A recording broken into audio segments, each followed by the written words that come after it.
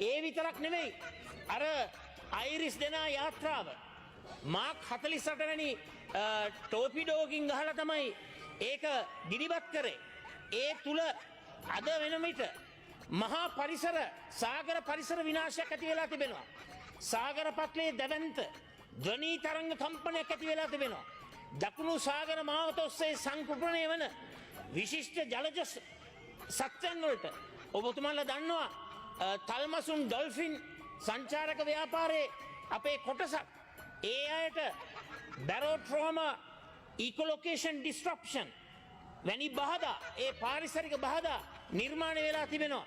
මෙවන් තත්ත්වයක් තුළ ඒ විතරක් නෙමෙයි සාමුද්‍රික ඩීසල් සහ ගුවන් ඉන්ධන වලින් සාගර මතු පිට දැන් තෙල් තට්ටු මතු වෙලා තියෙනවා. මොකද අර ගිල්ලෝපු නැවේ තිබුණු ඒ ඉන්ධන අද සමුද්‍ර පරිසරය ඇත්ත වශයෙන්ම දූෂණයට ලක් කරලා තිබෙනවා. පක්ෂීන්ගේ ජීවිතවලට තර්ජනයක් ඇති වෙලා තිබෙනවා. මොකද්ද රජය ගන්න ක්‍රියාමාර්ග විශේෂයෙන්ම මේ යුද නැව තුලින් ඒ කාන්දුණු තෙල් නිසා ඒ විස සහිත පිපුරුනේ නැති අවි ආයුධ විශාල ප්‍රමාණයක් තිබෙනවා. රජය කරන්නට ඕන වහාම මීපායක පරිසර ආරක්ෂණ අධිකාරිය පරිසර අමාත්‍යංශය ඒ වගේම ආරක්ෂක අංශ යොදවලා මේ ප්‍රශ්නෙට විසඳුමක් ගන්නට ඕන. එහෙම නැත්නම් මේකත් ආපහු නිව් ඩයමන්ඩ් එකක් වෙයි. මේක ආපහු එක්ස්ප්‍රස් පර්ල් එකක් වෙයි. කරුණාකරලා ඒවට විසඳුම් ලබා දෙන්න.